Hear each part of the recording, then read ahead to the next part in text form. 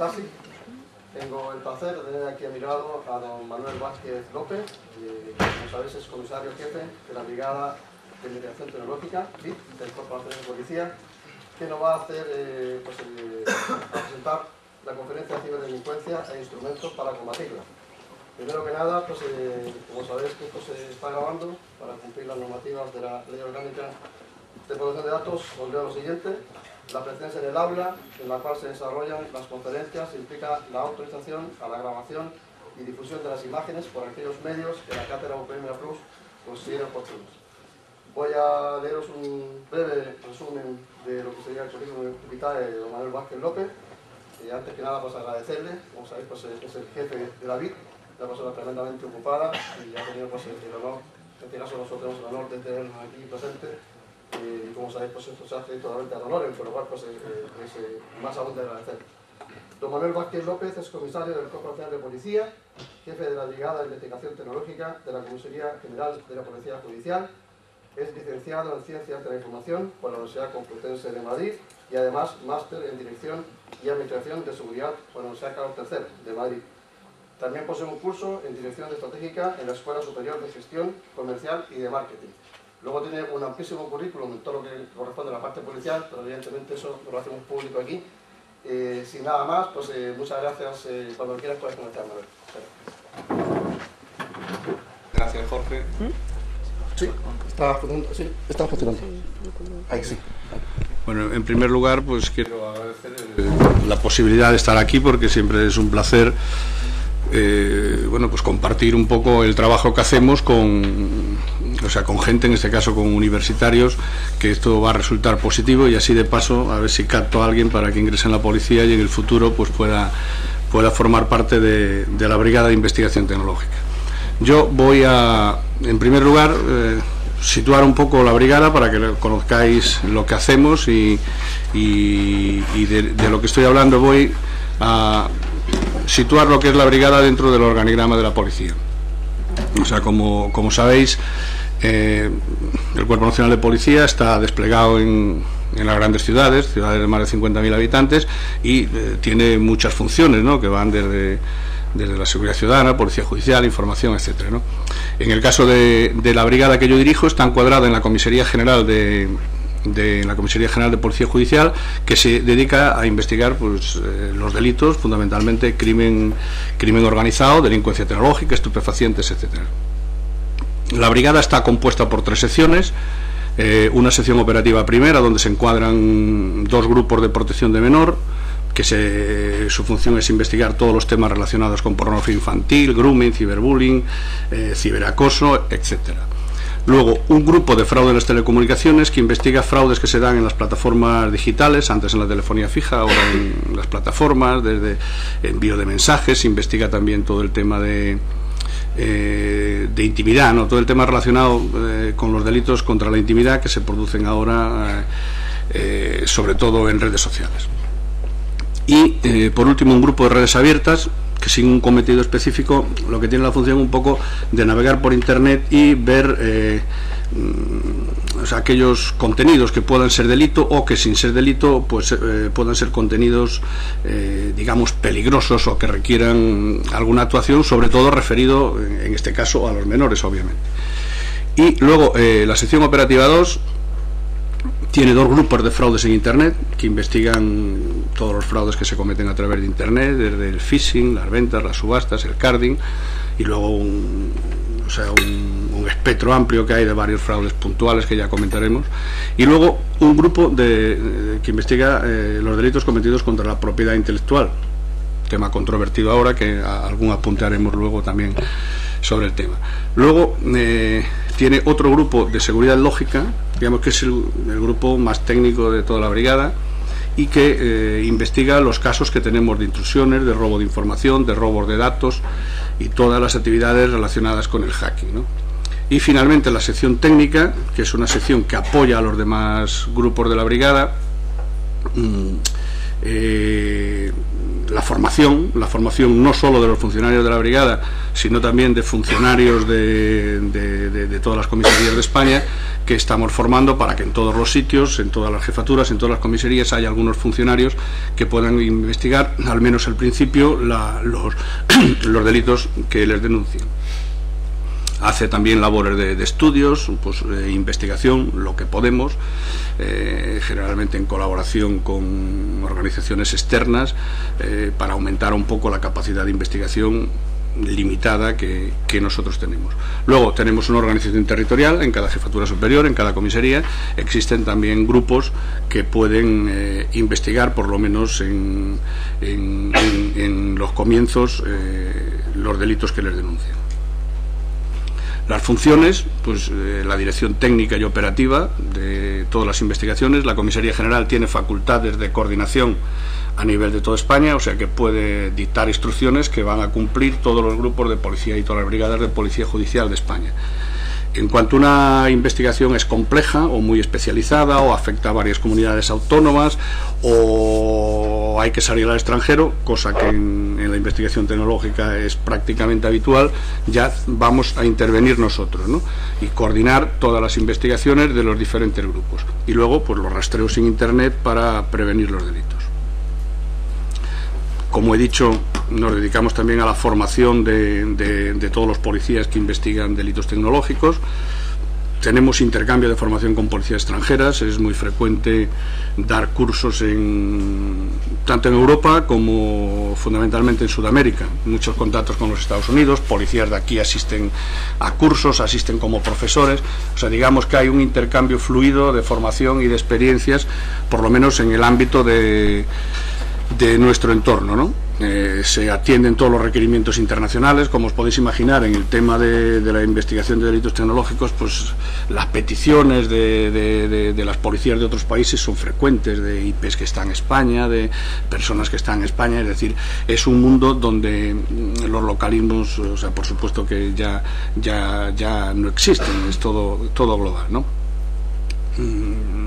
La representación internacional, relaciones institucionales, y luego todos estos temas relacionados con la delincuencia tecnológica son muy mediáticos, se interesan mucho a la prensa, como veis, ¿no? Aunque sea una cuestión pequeña, un delito que no es grave, pero la prensa está muy interesada, al margen de delitos realmente graves como pueden ser la pornografía infantil o los fraudes grandes. Entonces, dicho esto, ya conocemos un poco lo que es la brigada y cómo la policía afronta el tema de la delincuencia tecnológica, que en un principio empezó siendo un grupo, ¿no? Me contaba Jorge que hace unos años estuvo allí en la brigada y eran 10. Ahora somos 50 solo en la brigada central, y al margen de eso, en todas las organizaciones, en toda la organización territorial hay grupos en todas las comisarías y en todas las jefaturas. De lo que vamos a hablar un poco es, brevemente, ¿no?, de lo que supone desde el punto de vista de la delincuencia el escenario de Internet, qué delitos son los más frecuentes que se cometen en la red, o sea, por lo menos de los que nosotros tenemos conocimiento, recibimos denuncias e investigamos. Luego una serie de contenidos, sobre todo relacionados con los menores, que son unos contenidos que pueden llegar a ser peligrosos y pueden crear adicción. Vamos a hablar de la investigación policial, brevemente un poco de la metodología de investigación policial, y finalmente pues los instrumentos que tenemos para combatirla y los que sería deseable tener en el futuro, porque los que tenemos son realmente escasos. Bien, mirando los que estamos aquí, ya la mayoría de vosotros habéis empezado a estudiar ya con Internet, o sea, algunos de verdad me podéis creer que hemos trabajado sin Internet y hemos trabajado sin teléfono móvil, ¿no? Y incluso a los que hemos trabajado sin Internet, sin teléfono móvil, sin las nuevas tecnologías, si ahora tuviéramos que trabajar y nos lo quitaran, pues lo notaríamos muchísimo. O sea, sería muy difícil acostumbrarse a nuestro trabajo diario sin poder contar en Internet para múltiples cuestiones, desde estudio, de trabajo, hasta de ocio, hasta para ver un mapa de una carretera, de una ciudad. O sea, es muy fácil, si tenemos que ir a una casa, a un domicilio, meterse en el mapa de Google y la vemos hasta físicamente. Pero claro, todo eso que sirve para nosotros, para policía, también sirve para los delincuentes. Hoy no sería difícil planificar una acción terrorista sobre un determinado edificio casi sin estar allí, porque cogemos el mapa de Google y vemos exactamente los sitios donde los tenemos que poner, ¿no? Entonces todo esto ha supuesto, como no se nos escapa a nadie, pues un cambio social importante, tanto desde el punto de vista de la economía, ahora es ya frecuente no ir al banco nunca, hacerlo todo banca electrónica, el comercio electrónico, incluso las relaciones humanas han cambiado, o sea, la gente pues ya hace amigos, tiene amigos, está en redes sociales, o sea, tiene amigos al margen de la calle, los sitios tradicionales de conocimiento han cambiado, ya conocemos gente que se ha casado, etcétera. Entonces, esto viene a ser un poco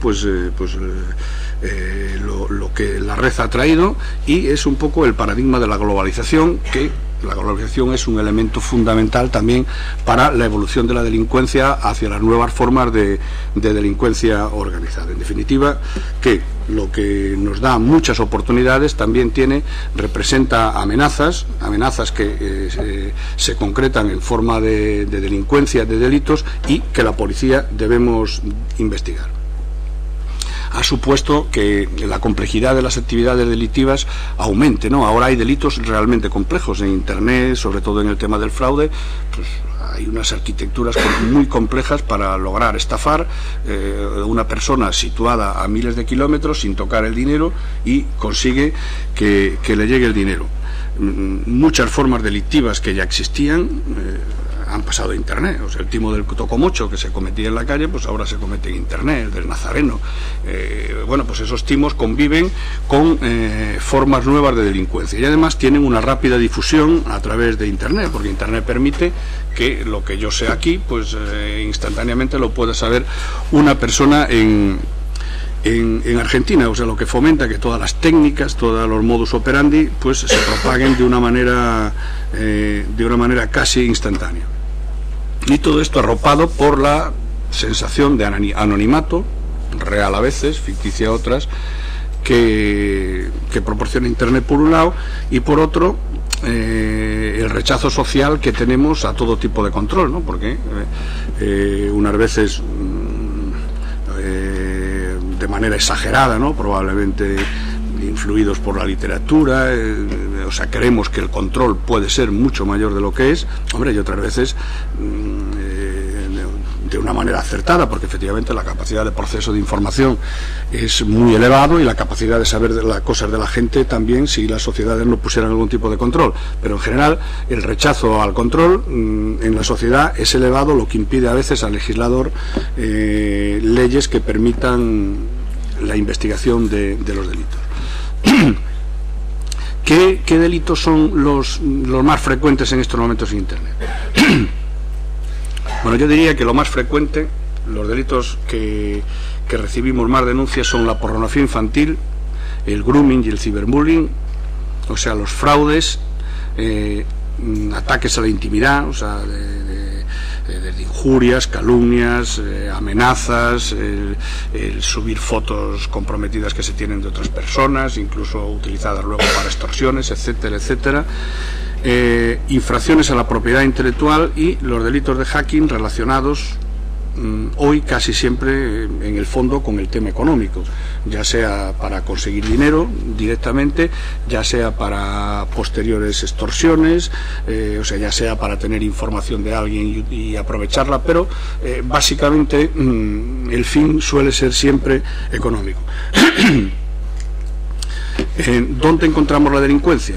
Pues prácticamente en cualquier sitio de Internet, ¿no? Desde páginas web, en el P2P, en el correo electrónico que se intercambia pues pornografía infantil, se utiliza como medio, porque es decir, Internet no solo se utiliza como el elemento donde se comete el delito, sino que muchas veces es utilizado, para el delito informático me refiero, sino que es utilizado en cualquier tipo de delitos, ¿no? Desde blanqueo de capitales, organizaciones terroristas, se utiliza como medio para comunicarse, para evitar que las comunicaciones sean interceptadas, etcétera, etcétera, ¿no? En los portales de ventas y subastas normales, pues también se meten anuncios donde está por medio la delincuencia, en mensajería instantánea, en los móviles, en foros, en redes sociales. O sea, digamos que prácticamente en todos los sitios de Internet está la delincuencia. Las redes sociales, que es un fenómeno en auge, aquí tengo una estadística de Twenty, que es del año pasado, probablemente ahora ya sea más, donde nos dice pues eso, que casi todo el mundo está en una red social, concretamente en Twenty, pues chavales jóvenes, ¿no? Se suben un montón de fotos que dicen mucho sobre la intimidad de una persona, es decir, un análisis de 100, de 200 fotos de una persona nos permite saber mucho sobre ella, desde estatus social, con quién se reúne, cuándo va de vacaciones, dónde, etcétera. Tener una serie de elementos que pueden ser utilizados en el futuro, pues desde la extorsión, si las fotos pues son un poco subidas de tono, de borracheras o cosas de estas, pues pueden ser utilizadas desde la extorsión hasta para hacer un perfil de una persona y utilizarlo luego para otros fines. Y además en las redes sociales pues se cuenta bastante la verdad, ¿no? La gente pues ponemos nuestra foto y bueno, o sea, se cuentan cosas de verdad, dónde se ha estado de vacaciones, en fin, qué se hace, qué coche se tiene, etcétera. Y en las redes sociales se han detectado ya pues casos de phishing, el warring, que es decir, aprovechando la información que tenemos en una red social de una persona, pues podemos dirigirnos a él ya con mucha información, dirigirnos a él para hacer phishing, es decir, como sé mucho de él, puedo pedirle lo que quiero para luego poderlo utilizarlo pues para sacarle dinero. Sirven como elemento de propagación de malware, sirven para estafas diversas, ha habido... No es demasiado relevante hasta ahora las denuncias que tenemos por estafas en redes sociales, la verdad, pero ya ha habido algunas, pues desde la típica que a alguien haciéndose pasar por un amigo que tiene agregado le dice, oye, que estoy en Bielorrusia, estoy aquí tirado, me han robado las tarjetas, mándame 300 euros por PayPal o por Western Union, bueno, y normalmente se lo manda, ¿no? O a veces se lo manda. Entonces este tipo de estafitas se están dando no muy elevadas, pero que sí es un caladero donde además se puede encontrar muchas víctimas, también y sobre todo en el ámbito de los menores, para temas de grooming y bueno, incluso para abusos físicos, como veremos luego, ¿no? Y bueno, y por supuesto es el escenario donde el ciberacoso tiene mucha cabida. O sea, el ciberacoso, que cuando se graban pues lo que ha pasado siempre un poco en los colegios, de que alguien se abusa, se ríe del que lleva gafas, del que es gordito y tal, luego pues todas esas cosas se suben a redes sociales y a diversos sitios, y es donde ahí realmente se produce, o sea, continúa al menos el abuso, ¿no? Esto es obvio, la presencia de los menores en Internet, para un menor o para gente joven, pues Internet supone un elemento importante, ¿no? Digamos que los adultos, o sea, gente que hemos vivido sin Internet, utilizamos Internet para nuestras cosas, pero los jóvenes están en Internet, ¿no? Yo tengo hijos adolescentes y veo que están allí, tiene el Twenty, tiene el YouTube, todo abierto a un tiempo, habla con uno, habla con otro, o sea que digamos es el sitio donde estar como si fuera en el patio, ¿no? Entonces, además, estadísticamente se comprueba que en las casas donde hay menores, donde hay adolescentes, es un elemento que tira de la sociedad de información, se contratan ADSLs, en fin, que ayuda un poco al desarrollo de la sociedad de la información. Los menores son víctimas de autores, a veces, de fraudes, de injurias, de pornografía infantil, grooming, de contenidos, como iremos viendo luego, ¿no? Esta es una operación que hicimos nosotros recientemente, donde se detuvieron a 8 personas, 7 de ellas menores, y ya se dedicaban a cometer estafas con tarjetas de crédito. Tenían unas páginas de recargas de móviles, unas páginas ficticias, la gente entraba a recargar el móvil, metía esos datos de tarjeta y posteriormente ellos esas tarjetas los utilizaban para hacer compras. Pero el delito más grave, o de los más graves que se producen en Internet y de la que son víctimas los menores, es el tema de la pornografía infantil, ¿no? O sea, es obvio que la pornografía infantil ha existido siempre. Lo que pasa es que antes una persona que tenía tendencias pedófilas, hombre, pues debería salir a un kiosco a comprar fotos, a comprar literatura, no siempre había. Eso da como cierto corte, te pueden pillar. Había que salir a ver a los niños a los colegios, a fotografiarlos. Hombre, y eso pues necesita una cierta presencia de ánimo. Una persona pusilánime pues no lo va a hacer normalmente. En cambio, el anonimato que proporciona estar en tu casa en Internet hace que muchas personas que no hubieran destapado estas tendencias pedófilas pues lo hagan, ¿no? Es un poco como si un alcohólico lo ponemos de camarero en un bar que no tenga clientes, pues si se queda solo, pues aunque tenga disposición a dejar el alcohol, pues probablemente se ponga a beber. Entonces, en Internet la cantidad de imágenes pornográficas, la cantidad de pornografía que circula por Internet es masiva. O sea, en cualquier sitio que entréis, aunque entremos, pues nos saltan publicidad de páginas de pornografía de adultos, que no es delito, pero luego también circulan muchas fotografías de lolitas, o sea, de una edad indefinida, 17, puede tener 17, puede tener 18. Entonces, digamos que eso va aumentando la tolerancia. Primero se empieza por ahí, luego se va descendiendo y va aumentando la tolerancia hasta que se termina en auténticas depravaciones como son los bebés con sexo explícito que circulan en la mayoría de las grabaciones que existen en Internet y que incautamos en las operaciones que hacemos, ¿no? ¿Qué ha traído Internet en el tema de la pornografía infantil? Pues bueno, ya se han dado cuenta que no están solos. Se ha creado una especie de comunidad pedófila que además se autojustifica, ¿no? Se argumentan que ya en la Grecia clásica pues el sexo con efebos, con adolescentes, era una cosa más o menos normal, lo justifican, con lo cual la persona se da cuenta y dice, pues no soy tan raro, hay muchas personas que piensan como yo. De hecho, han creado una página que propicia el Día del Orgullo Pedófilo, que no sé si es en junio, no sé dónde. Dicen, eso sí, sin violencia, pero bueno, que tampoco tiene nada de malo el sexo con menores, ¿no? Entonces, digamos que obtienen ese refuerzo, tienen información para acceder a menores, otros les cuentan cómo le hacen, etcétera, y ponen en común, digamos, todo el material que reúnen y que intercambian, que se bajan, etcétera, etcétera. Entonces, básicamente esto es lo que ha traído Internet en el tema de la pornografía. Obviamente, cuando nosotros hacemos investigaciones, el objetivo de una investigación de pornografía infantil siempre sería llegar a la persona que abusa físicamente, ¿no? A dónde se produce, ¿no? A dónde se produce la pornografía, que abusa físicamente del niño, del bebé a veces, y que luego lo sube a Internet. Esto es muy difícil, ¿no?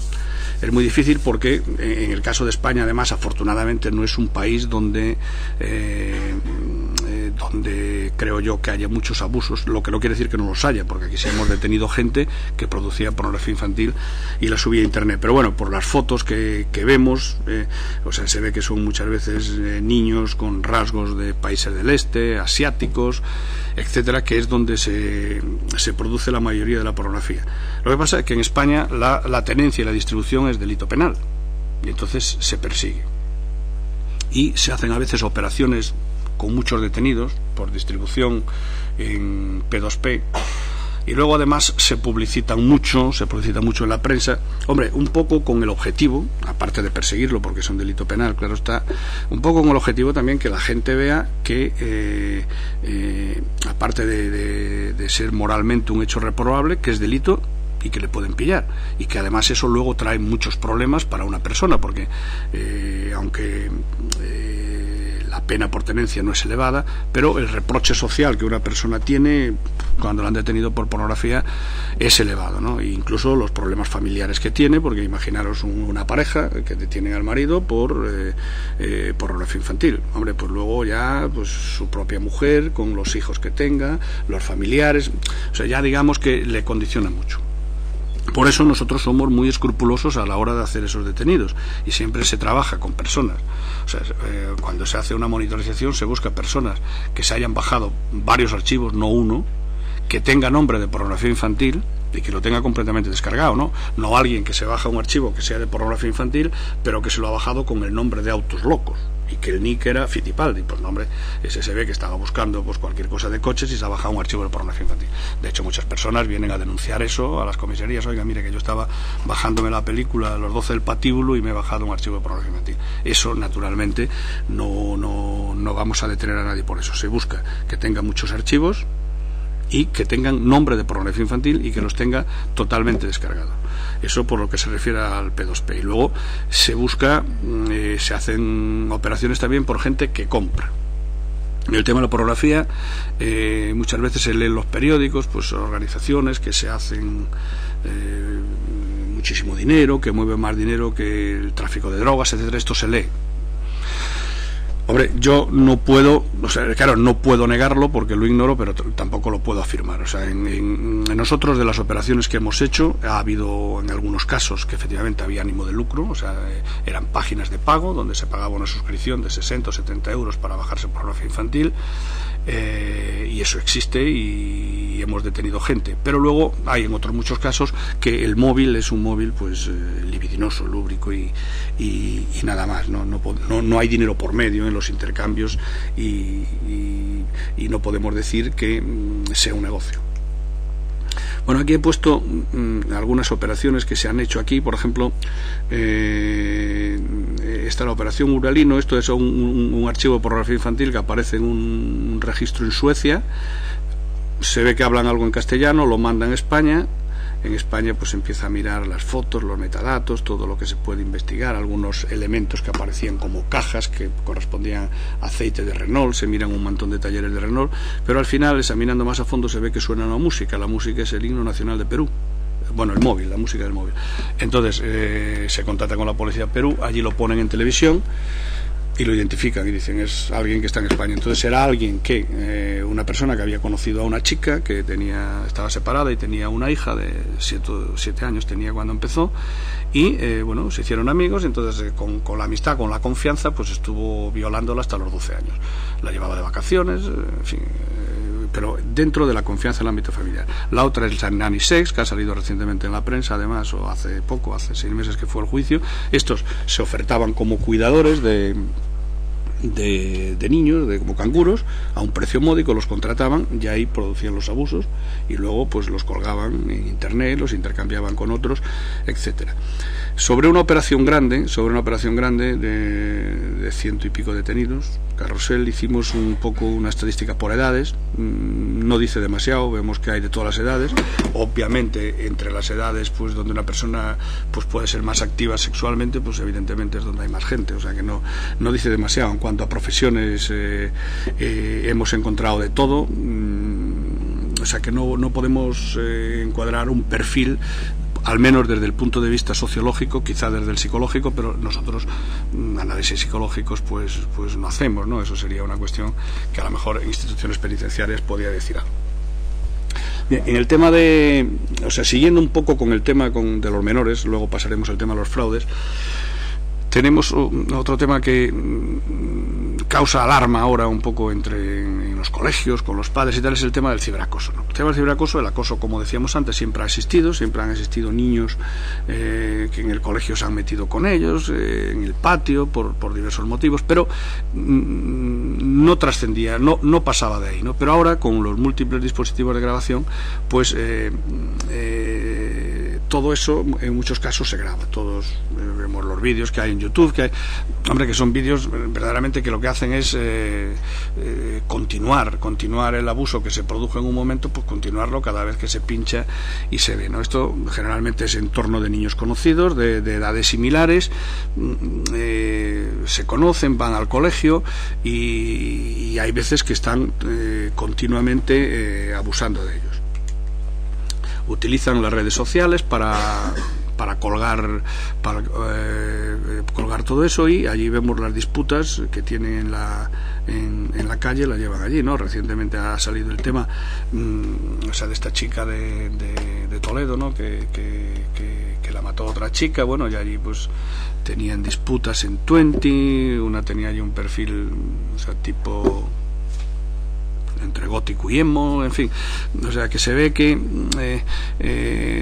ahí tenían ya sus broncas, digamos, tenían sus disputas, y que luego quedaron para pegarse con el desenlace que conocemos. Se insertan todo tipo de comentarios, pues injuriosos, fotos o bien reales porque las tengan, o si no incluso las trucan, y claro, no es lo mismo una foto de una persona en el ámbito privado o que una persona pues tenga una foto de otra desnuda, pero en el ámbito privado, que bueno, no pasaría demasiado, y a lo mejor incluso no le importaba mucho que luego la cuelgue para que la vean todos sus amigos, sus padres.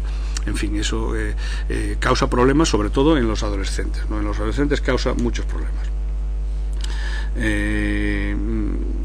Este es un tema además difícil de detectar, ¿no? Nosotros hemos ido algunas veces a colegios a darles charlas y vemos que los profesores están preocupados porque dicen, oye, si hemos tenido un caso, hemos tenido algunos casos que luego han denunciado y no lo habíamos detectado. Además, este es un problema donde yo siempre digo, hombre, que la policía cuanto menos intervenga, mejor. O sea, porque claro, en un tema de bullying la víctima es un menor, pero el autor también. Entonces, hombre, si puede el tema resolverse en el ámbito educativo, en el ámbito de los padres, yo creo que en estos casos la policía cuanto menos intervenga mejor. Únicamente en casos muy graves donde ya hombre, pues un menor es recalcitrante, ya es imposible de controlar, pues a lo mejor pues una sanción penal ayuda a que digamos que deponga la actitud que tiene, pero vamos, creo que cuanto menos intervenga la policía mejor. Lo que pasa es que claro, muchas veces para saber quién es tiene necesariamente que intervenir la policía, porque hay que denunciar el hecho, y como veremos luego, para saber desde dónde se ha colgado algo se necesita mandamiento judicial. Entonces, si no se denuncia a la policía es imposible de saber, y resulta para los profesores difícil de resolver el tema. Aquí son fotos típicas pues de borrachera, de tal, que cuelgan un poco para martirizar a los menores, ¿no? Los padres y los educadores pues deben cortar la relación de la víctima y el agresor, solicitar que quite los contenidos, es decir, si uno llama a una red social y le dice que soy fulano, estoy ahí puesto en esta foto, yo no lo autorizo, la quita, ¿no? Y luego, pues en los casos más graves, denunciar el hecho a la policía. Otro tema también muy importante ahora en el ámbito de los menores es el tema del grooming. El tema del grooming consiste, digamos, en establecer contacto con un menor, un mayor generalmente, y luego irlo chantajeando poco a poco hasta controlar su voluntad mediante el chantaje y conseguir pues desde vídeos cada vez más subidos de tono hasta incluso quedar con él, ¿no? La fase empieza por obtener su correo electrónico. Las redes sociales son un excelente caladero. Hay páginas por ahí como Fotolog, Bota mi cuerpo, donde la gente sube fotos, bueno, realmente atrevidas, pero para que le voten, ¿no? Para que digan, bueno, pues tienes el cuerpo más bonito, en fin. Aquí generalmente los autores son hombres y las mujeres víctimas. Generalmente hay algunos casos también de chico autor y chico víctima, ¿no? Tenemos un caso de uno de Cádiz que detuvimos no hace mucho, que hacía grooming a unos chicos en Estonia. Uno de ellos llegó a suicidarse y la jueza aquí en España lo metió en prisión. Entonces se trata de crear esta confianza haciéndose pasar por menor para luego amenazarlo levemente y obtener el acceso al menor.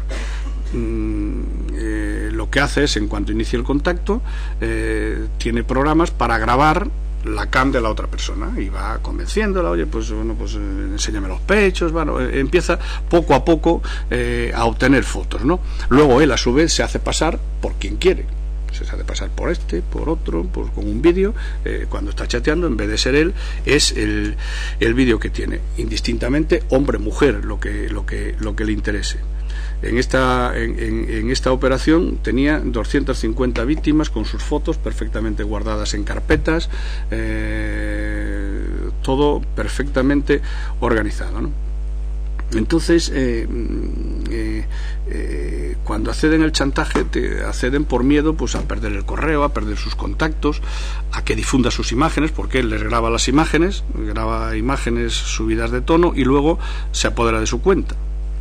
De su cuenta se apodera pues muy fácil, ingeniería social, la mayoría de las veces. O sea, cuando olvidamos la contraseña tenemos una pregunta de pues, cómo se llama tu perro, qué profesión tiene tu abuelo, lo que sea. Entonces, como él la ve, pues habla de ello. Oye, ¿te gustan los perros? Sí. ¿Cómo se llama tu mascota? Bueno, y al final se apodera de su cuenta y luego le dice que en el caso de que no vaya subiendo el tono de los vídeos que graba, va a remitir los que tiene pues a todos sus contactos, a sus padres. Entonces esto en adolescentes causa muchos problemas, y nos encontramos muchos casos que han tenido incluso problemas académicos. Una chica que iba estupendamente en los estudios y de repente se empieza a desconcentrar y le causa problemas a final de curso.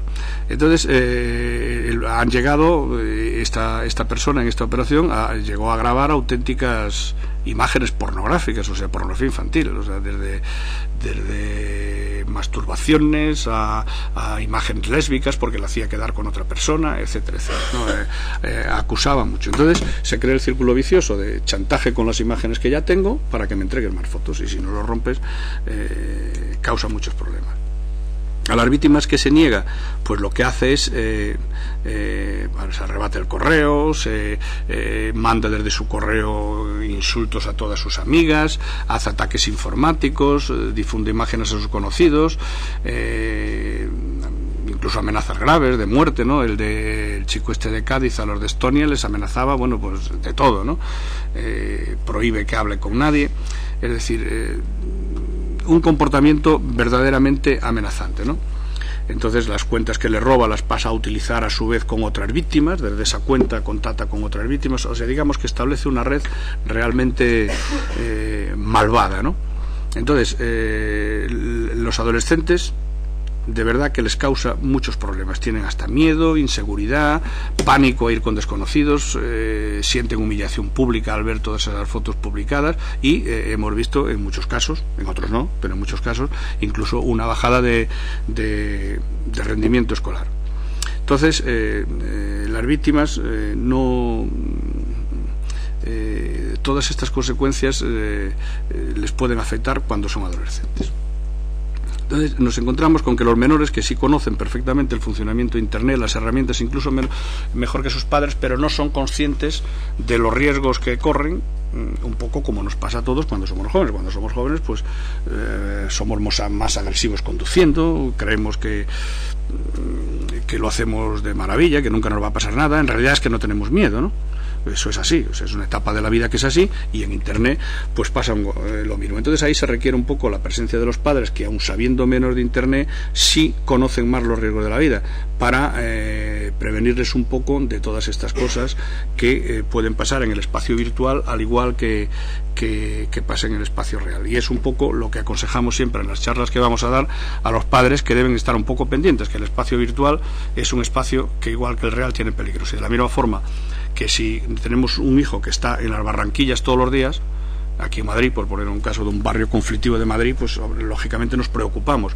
Pues en Internet, si un chico se tira desde las 2 a las 10 de la tarde por allí sin saber dónde, debemos preocuparnos un poco de dónde anda, sobre todo cuando es adolescente, para prevenirle un poco y que no se den todo este tipo de cosas, que es un excelente caladero, como digo, incluso para luego quedar físicamente, porque el fin último muchas veces es tratar de quedar físicamente con los menores, y que se consumen abusos, etcétera, etcétera. Bien, otro delito, como hemos dicho, o el bloque de delitos de los más importantes que se cometen en Internet, es el tema de los fraudes, ¿no? El tema de los fraudes es un tema además que preocupa mucho, que tiene su trascendencia, porque si tenemos inseguridad en Internet, en el comercio electrónico, en la banca electrónica, eso trae consigo que nos retraigamos, y eso es malo para los avances de la sociedad de la información, ¿no? El comercio electrónico ha tenido una expansión muy grande en los últimos años. Además, permite, el comercio a través de Internet modifica un poco los estándares de funcionamiento del comercio. Es decir, claro, para nosotros montar un comercio físico debemos tener una demanda, ¿no? Un bloque de demanda pues ancho y alto, ¿no? Si lo pusiéramos en un diagrama de abscisas, ¿no? Claro, Internet permite que incluso una demanda baja pero muy larga, ¿no? Que es la larga fila, ¿no? Que se dice, desde Internet lo podemos atender. Es decir, podemos atender nichos que sería imposible desde el comercio clásico, y además sin manejar stocks caros, o sea que podemos dar unas facilidades importantes. Por eso se ha desarrollado mucho el comercio electrónico, y eso es bueno. pero debemos tener en cuenta que el fraude va en contra del desarrollo de todo este tipo de actividades. Bien, el fraude que se detecta actualmente en Internet, básicamente, o sea, se agrupan estos grupos que pongo ahí, ¿no? O sea, por un lado, las transferencias electrónicas fraudulentas, utilizando pues ya sea la ingeniería social, pues el farming, programas maliciosos, etcétera. Las ventas y subastas ficticias, tanto en portales legales, como puede ser pues segunda mano, eBay, etcétera, como en páginas creadas ex profeso para cometer delitos. Entonces, en todo ese mundo, o sea, se mueve bastante fraude. Luego, otro apartado muy importante actualmente es el tema de los medios de pago, el tema del carding, utilización de tarjetas, número de tarjetas válidos para comprar bienes y servicios en Internet, y luego pues esos bienes y servicios, esos bienes que compran o servicios, pues los vuelven a revender o los utilizan, pues como pueden ser billetes de avión, billetes de tren, etcétera, etcétera. Luego también las cartas nigerianas. Si bien las cartas nigerianas ofrecen más credibilidad a la carta física, ¿no? Hemos comprobado que siguen mandando cartas físicas que tienen un costo elevado, ¿no? Porque hay que ponerle sello sobre papel, tiene un coste elevado cada carta, y la siguen mandando. Obviamente es porque en Internet la gente se lo cree menos, cree mejor la carta con su sello, con su anagrama del organismo que venga. Entonces las cartas nigerianas por Internet sí existen, pero yo creo que la gente pica menos, ¿no? Y luego hay otra serie de estafas, un montón de estafas puntuales, pues que más que nada, o sea, sí están referenciadas, pueden existir, probablemente existen, es difícil tener una denuncia. El click fraud, por ejemplo, es decir, si alguien maneja una red de botnets y va a una página donde le pagan por clics, la publicidad, por ejemplo, pues claro, él puede tener toda la botnet, pues pum, pum, pum, pum, pum. Claro, el de la página se dará cuenta de que efectivamente vende algo donde la gente entra a verlo, pero no compra nadie, ¿no? Pero claro, eso no se denuncia. Entonces, no hemos tenido denuncias. El tema del manejo de la voz, el pandan, el mover los valores con rumores y todo eso, pues sí, es perfectamente posible, ¿no? O el pagar por instalar cualquier tipo de aplicación, podemos hacer lo mismo con la botnet, ¿no? Eso puede existir. Y luego hay otra serie de estafas puntuales, es decir, que se producen en Internet, es decir, en San Fermines siempre hay alguien que le alquila una habitación en Pamplona a 28 australianos que pagan 300 euros, vienen a Pamplona y no hay habitación. O en una estación de esquí de Suiza, un chalet a 15 esquiadores, o pisos en verano. Ese tipo de estafas se dan bastante. Lo de las entradas en un concierto por de Bruce Springsteen, de Madonna, el concierto de esos que tienen mucha demanda, pues siempre se dan. Lo que pasa es que ahora lo que hacen es, pues vendo bolígrafo y regalo 3 entradas, ¿no? O sea, que lo tratan de amparar, o sea, de buscar la legalidad de la acción.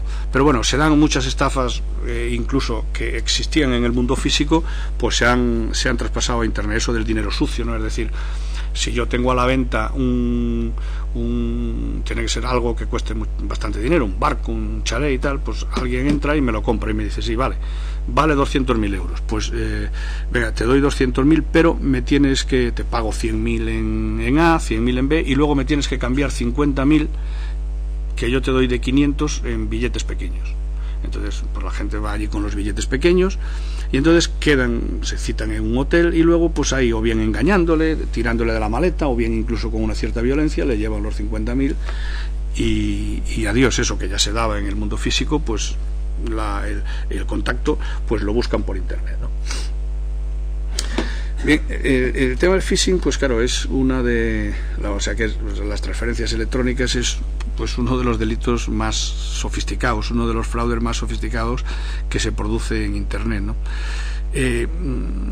Aquí esto ha evolucionado un poco, o tiende a evolucionar. Digamos que al principio lo que se utilizaba era la ingeniería social, ¿no? El correo electrónico que decía, ha tenido usted, pues hay un problema de seguridad en su banco, ha habido un problema con sus accesos, tiene que volver a teclear las claves. O sea, correos de este tenor, enviados masivamente, la gente picaba, metía sus claves y ya el malo, digamos, tenía las claves de acceso.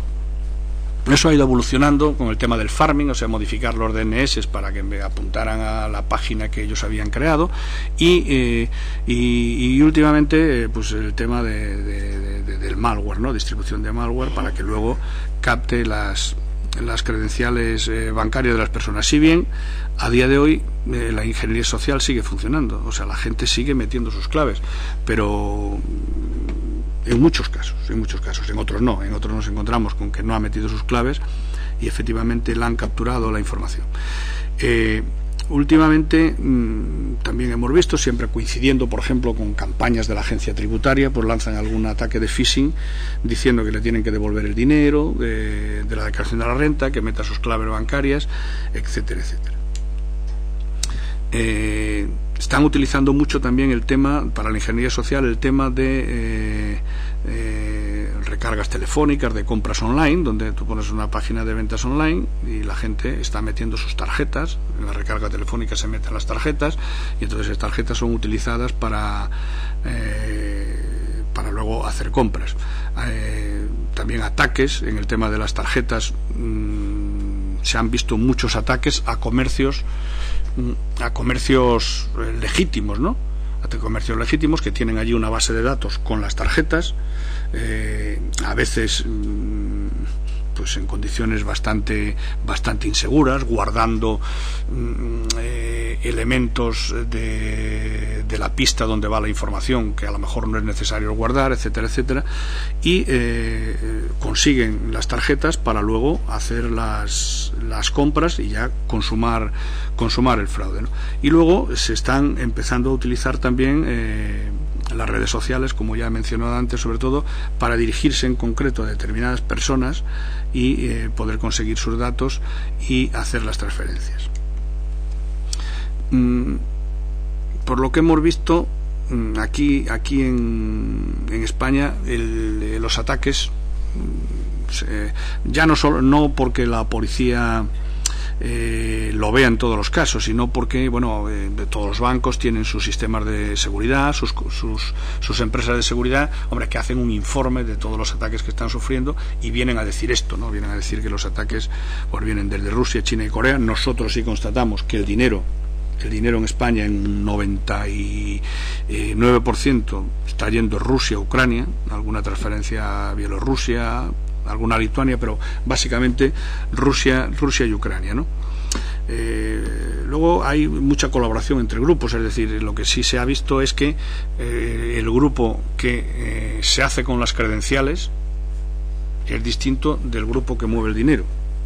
Es decir, un grupo coge las credenciales bancarias y luego se lo vende a otro grupo que es el que mueve el dinero. Se han visto peleas entre ellos, se ha visto también colaboración, como digo, y lo que sí hemos visto en el tema de las transferencias es que, cuando nosotros investigamos una transferencia concreta, pues hacen la transferencia, vemos la IP desde donde se hace la transferencia, cuando la vamos a mirar, es un ordenador siempre actualmente cercano. Eso es para los filtros que puedan tener los bancos por rango de IPs, claro. Y cuando vamos a ese ordenador vemos que es un ordenador comprometido en la mayoría de los casos. En la mayoría de los casos, y además sin rastros, no borran todo rastro de actuación. Entonces esto es estadística que he cogido de algún informe, digamos, que ha aumentado en el 66% en el 2008. Utilización mucho el flash flood, ahí lo he puesto mal. Digamos que va cambiando el dominio, va cambiando de IP constantemente, con lo cual es muy difícil de rastrear dentro de todos los ordenadores comprometidos que están haciendo troyanos cada vez más sofisticados, combinación de phishing con troyanos, lo que he dicho antes. En la red social se dice, oye, pincha este enlace, que mira qué bonito y tal, y se descarga el troyano, alquiler, contratación. Nosotros hemos rastreado mucho para ver si alguien alquilaba una bonde o alquilaba algo para poder, y no hemos encontrado quien nos alquile nada de momento. Pero vamos, parece ser que en el mercado sí existe y estamos en ello, porque lo que pasa es que luego, como veremos al final en tema de herramientas, pero claro, el tener una bonde, ¿eso penalmente qué es? Pues probablemente nada. como no haya hecho nada, no haya cometido otro delito, no haya hecho una intrusión, no haya cometido un delito contra la intimidad, el tenerla, el hacking blanco, el controlar una máquina, ¿eso qué es? Eso es un problema legal que tenemos actualmente, ¿no? Bien, o sea, capturadas las claves por el procedimiento que sea, o bien por ingeniería social, o bien por utilización de malware, una vez capturadas las claves, tenemos que mover el dinero. Y para mover el dinero entran en juego las mulas porque unos pueden ser que sean mulas, pero otros no tan mulas, porque mucha gente yo creo que sabe que lo que está haciendo está mal. Lo que pasa es que, bueno, es una forma fácil de ganar dinero. Entonces las mulas básicamente se llaman mulas un poco por analogía con la que pasa con el tráfico de drogas. Las mulas las captan con esos correos que todos recibimos ofertándonos un trabajo como intermediario financiero, le dan mucha literatura, o sea, piden un currículum universitario a veces, bueno, le dan un montón de literatura para revestirlo de cierta credibilidad. Y entonces, básicamente lo que nos dicen es que abramos unas cuentas, ahora ya dicen en determinados bancos, porque se han dado cuenta que la transferencia de banco a banco probablemente tenga más, o sea, el traspaso dentro del mismo banco probablemente tiene menos controles bancarios que la transferencia a entidades distintas. Entonces incluso dicen en qué banco tienes que abrir la cuenta, que luego recibirás el dinero y luego lo tienes que sacar rápidamente. En cuanto lo meten te están llamando para que saques el dinero y te vayas a Western Union o MoneyGram o cualquier empresa de estas de envío, te quedas con la comisión pactada, pues el 10, 15, y el resto lo envías a una persona a la cual le mandas el código de la transferencia, que lo saca donde sea, con lo cual el dinero ha salido de España y o sea, el verdadero autor del delito pues lo recoge a miles de kilómetros. Es verdad que en algún momento alguien de la organización debe andar por aquí para ver cómo funciona el sistema bancario, pero luego el sistema es perfecto, ¿no? A estas personas, a las mulas, los están condenando por estafa, y si sacan el dinero, por blanqueo. El dinero lo sacan en cantidades pequeñas para evitar los controles de legislación del blanqueo de capitales. Y claro, y eso es un problema también para la investigación, porque, o sea, básicamente este delito tendría dos vías de investigación. O sea, por un lado el rastro tecnológico y por otro lado el rastro de dinero. En principio el más fácil es el rastro del dinero, lógicamente. Lo que ocurre es que el rastro de dinero nos movemos en cantidades pequeñas. O sea, cada hecho nos movemos en cantidades pequeñas, 3.000 euros como mucho. Entonces, claro, la colaboración internacional por 3.000 euros, el pedir, porque luego la operación que necesitamos para controlar a la persona que lo recoge allí, que es otra mula probablemente, requiere un esfuerzo policial de medios y de recursos como para un camión de cocaína.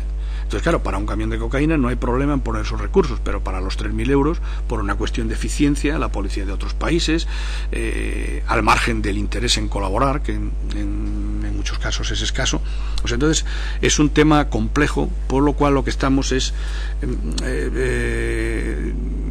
elaborando pues inteligencia de detectar organizaciones, ver dónde se mueve el dinero de manera ya masiva, ponerlo en común incluso con otras policías europeas, y si de verdad el dinero que va de la Unión Europea para los países del este, producto del phishing, es un dinero elevado, es mucho dinero, y es verdaderamente un problema de seguridad, ya no solo por el dinero que se lleva, sino un problema de seguridad, porque muchas veces las organizaciones criminales, el que se inflen de dinero, tiene un problema de seguridad posterior, porque luego van a tender a la infiltración, a la corrupción de la sociedad normal, que es a lo que tiende el crimen organizado hoy. Entonces eso puede pasar a la agenda política, y en una bilateral de esas, Unión Europea-Ucrania, le pueden decir, oiga, usted tiene que poner coto a este tema del movimiento de dinero. En Rusia incluso se detectó hace unos años la RBN, que era un servidor absolutamente pirata, que allí se alojaban pues todas las páginas de phishing del mundo, ¿no?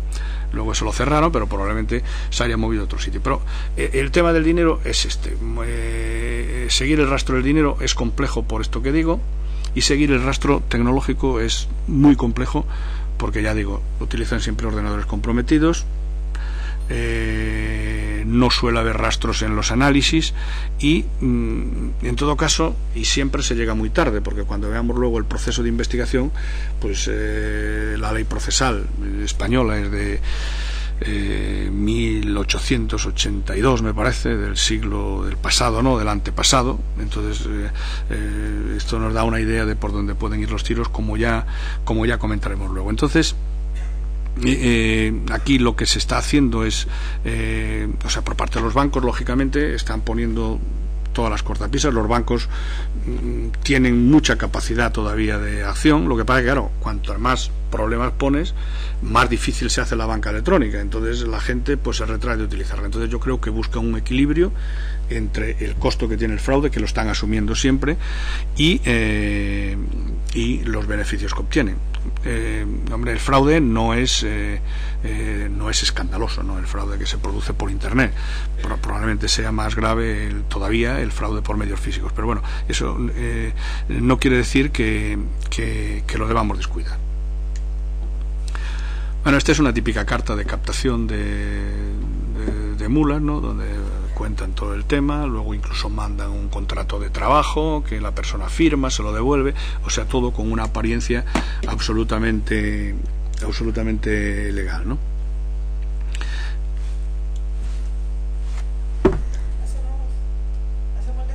Vale, perfecto, sí. Siguiendo con el tema de los fraudes, el otro grupo grande donde se producen estafas es en el tema de las ventas y subastas.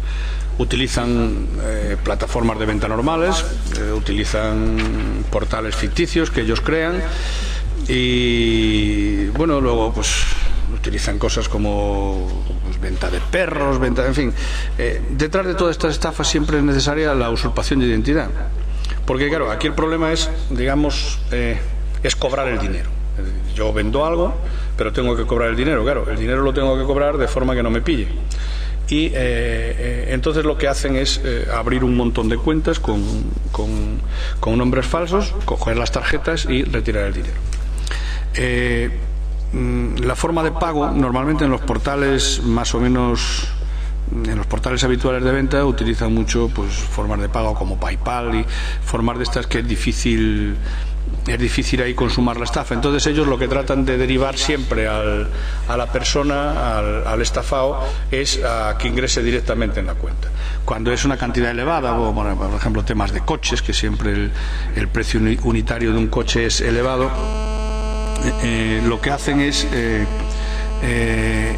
claro, si alguien va a gastar 3.000 euros en un coche y le dicen que el coche está en Zaragoza, con la capacidad de movimiento que tenemos hoy, normalmente por 3.000 euros vas a ver el coche a Zaragoza. Entonces el tema de los coches siempre dicen que están en un país extranjero y nadie va a ir a un país extranjero a ver un coche.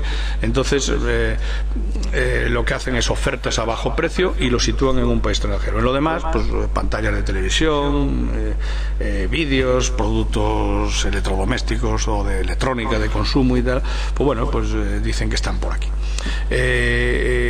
Lo que hacen es estas organizaciones, como funcionan es primero hacerse con documentos de identidad falsos. Entonces abren cuentas con esos documentos.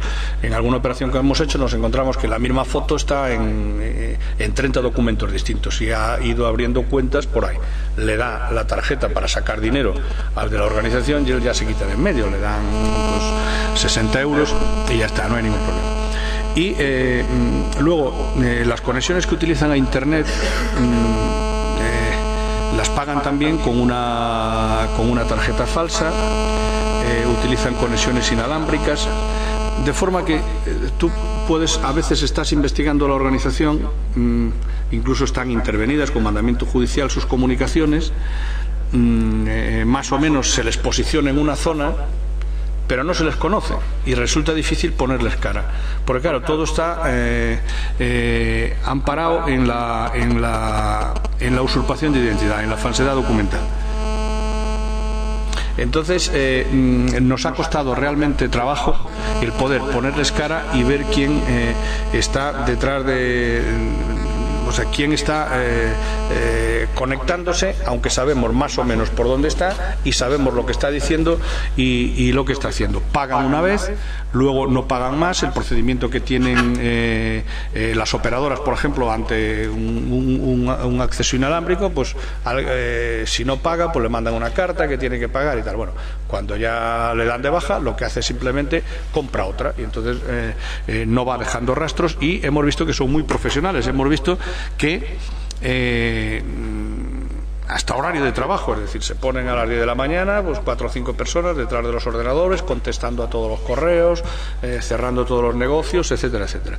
Lo hacen o bien desde casas, o en algún caso hemos detectado y se ha hecho alguna investigación en cibercafés, lo cual tiene un problema añadido, porque, claro, en cibercafés no solo has de intervenir las comunicaciones del ordenador, sino que luego hay que, pues, instalar cámaras, sincronizar las horas del ordenador y la cámara para poder ver que en ese momento la persona que está utilizando el ordenador es esta y no otra, para poder imputarle los hechos delictivos.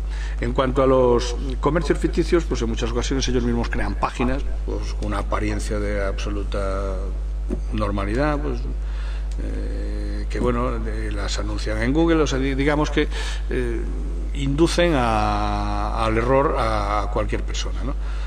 Cuando lo que decíamos antes de los conciertos, pues bueno, vemos que aprovechan en este caso era de U2, para vender entradas que luego resulta que es una estafa.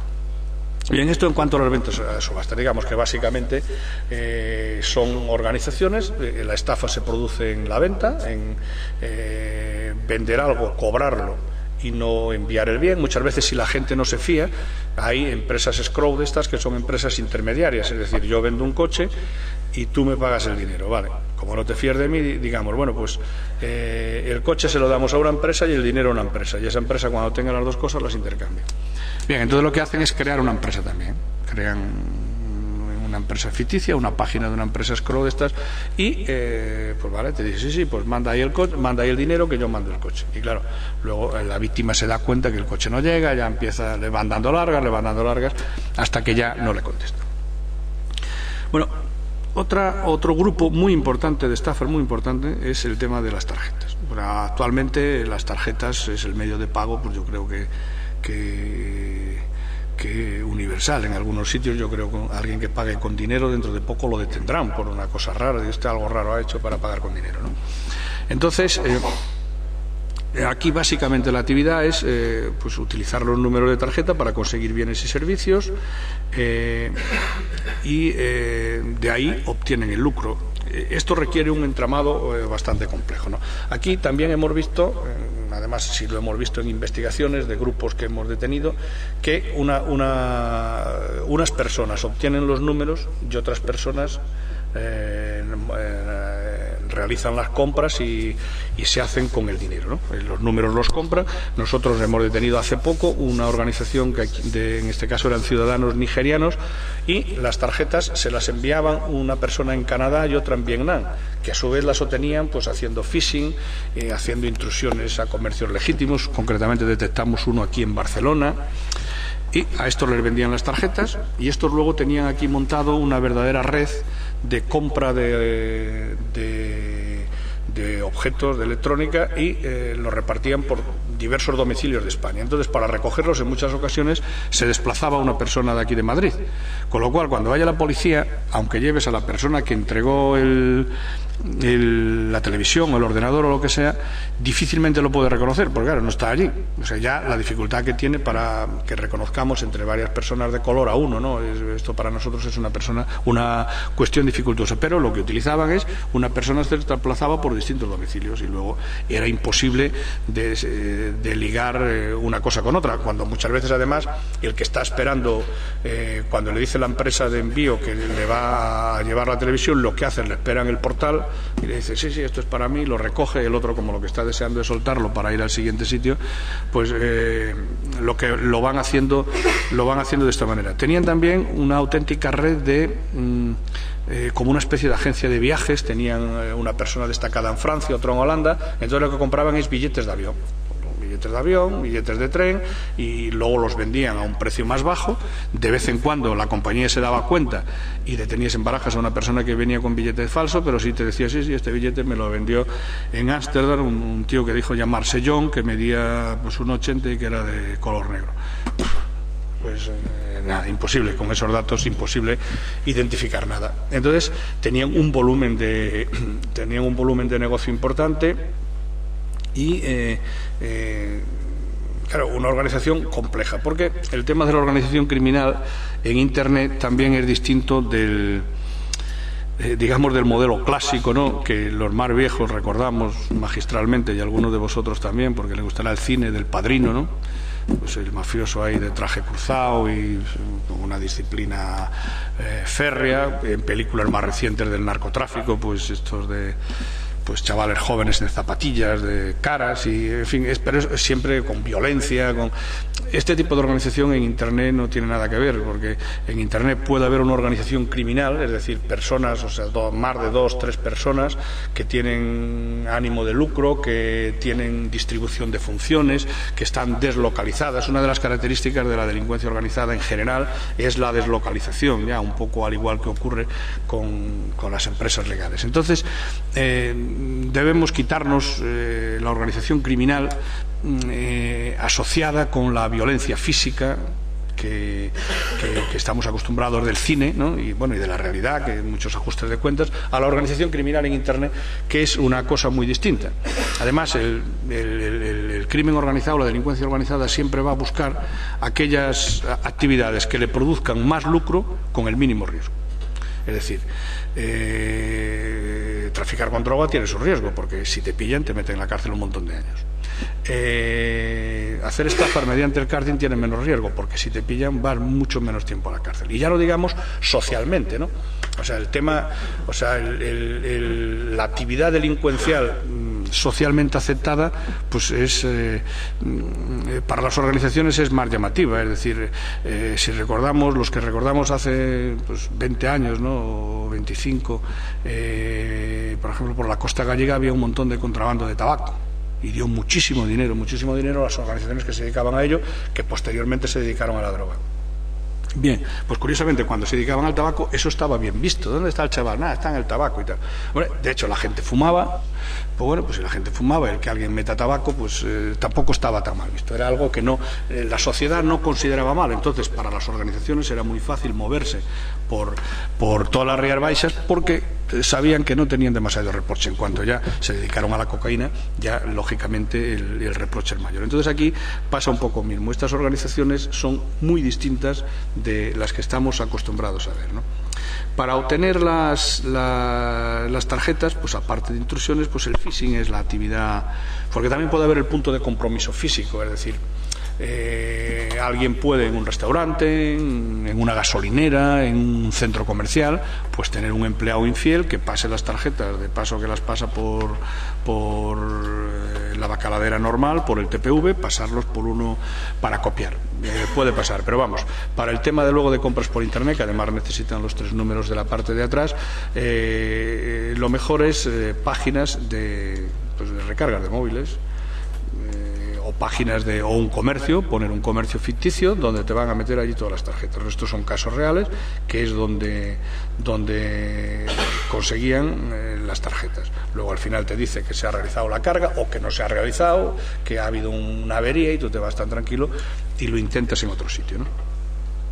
Bien, dentro de la otra parte de actividad es la carta nigeriana, pero como hemos dicho antes, la carta nigeriana tiene menos credibilidad en Internet, ¿no? Pero lo que utilizan es lo mismo que en el mundo físico, es decir, envío masivo de correo electrónico, los autores son siempre ciudadanos nigerianos, o bueno, casi siempre, puede ser en algún caso que no, pero vamos, en un porcentaje muy elevado.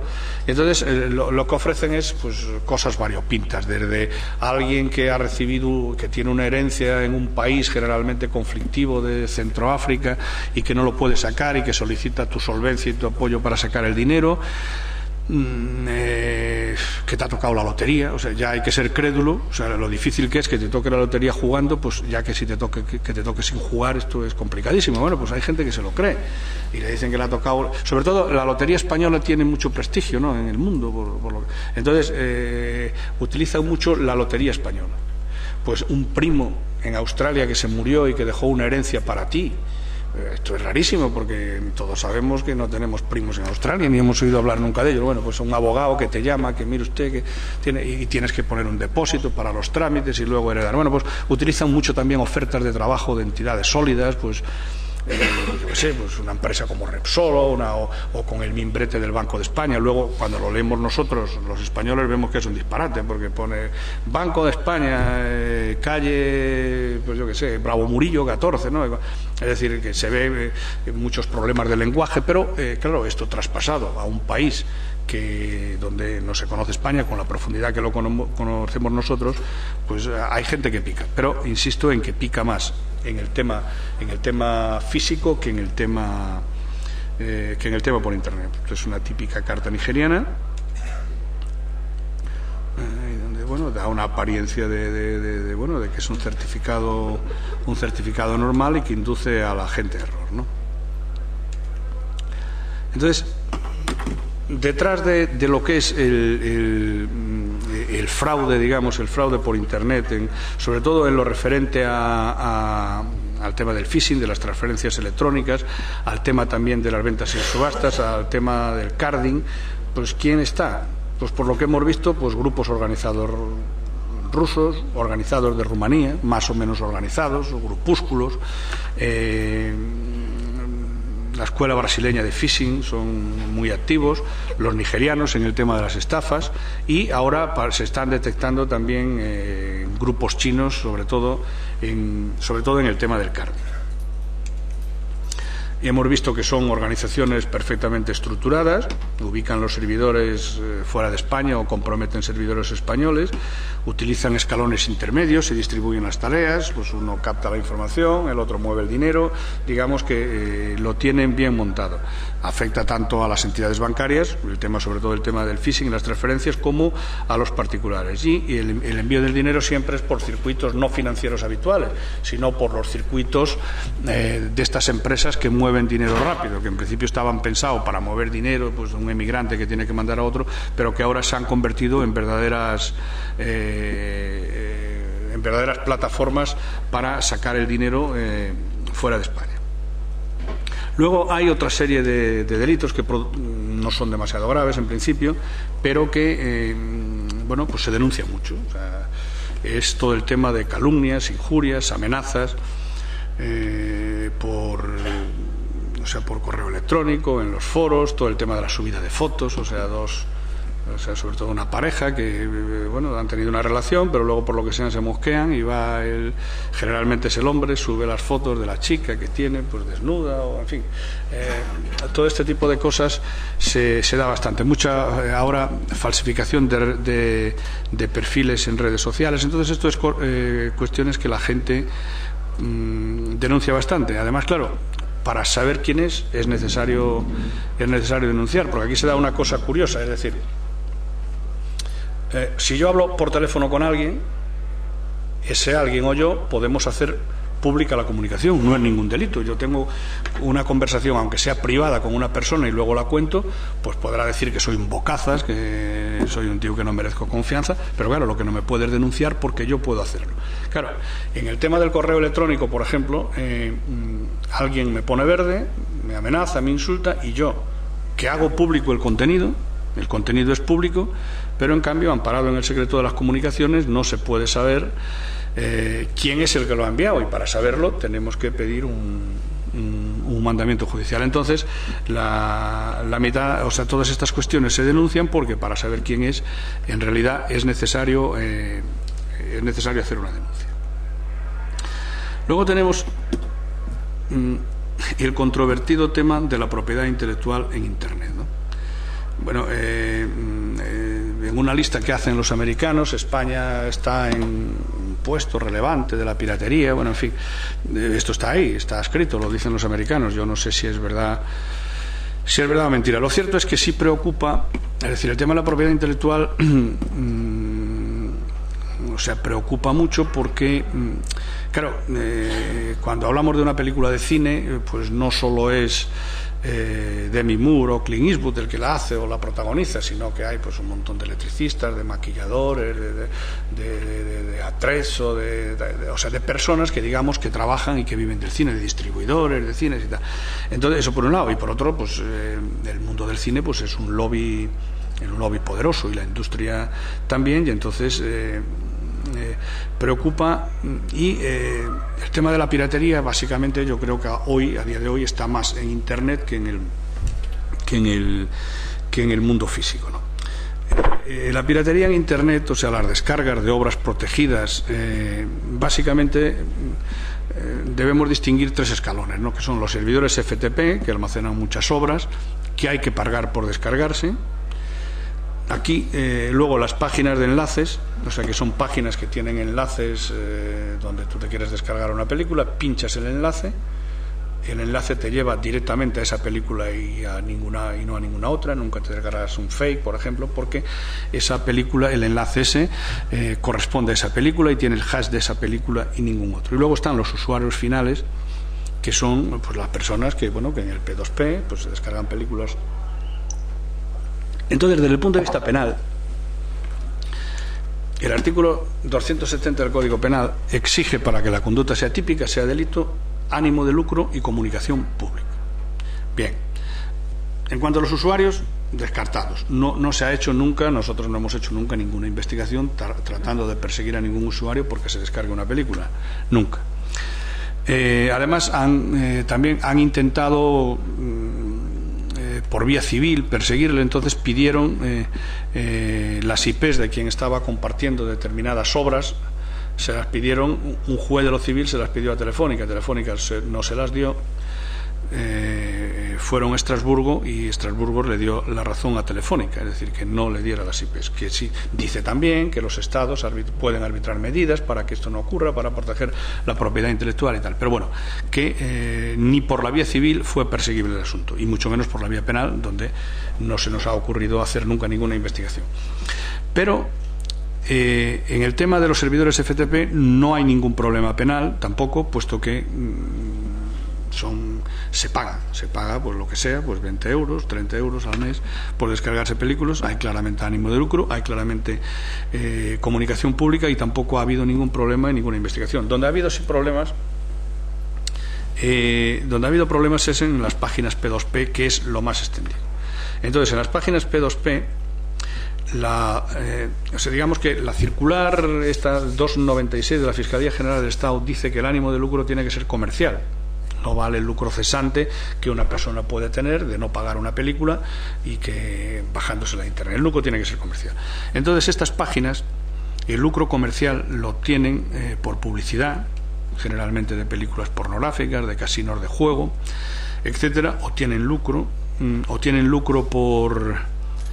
para descargar, o te obligan a registrarte, y luego eso lo venden a empresas de publicidad por mailing, ¿no? Te lo venden a empresas o tienen un lucro importante. En alguna página, en las investigaciones, hemos acreditado, pues, el administrador estaba obteniendo unos 12.000 euros al mes, que es una cantidad importante. Y aquí es donde las resoluciones judiciales hasta ahora han sido contradictorias.